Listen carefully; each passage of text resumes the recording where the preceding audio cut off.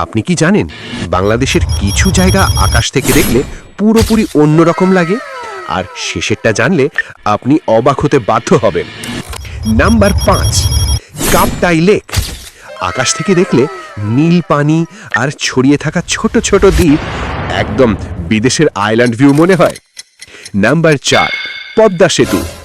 উপরে থেকে এর সিমেট্রি এত পারফেক্ট যে মনে হবে যেন নদীর উপর লম্বা জ্যামিতিক লাইন টানা।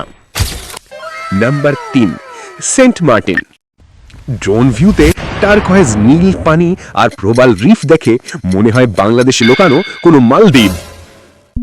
Number 2, Mainamati flyover. আকাশ থেকে এটি এস শেপে দেখা যায়, আর রাতে গাড়ির আলো এটাকে সিনেমাটিক করে তোলে। নাম্বার 1, ঢাকা শহরের গ্রিড।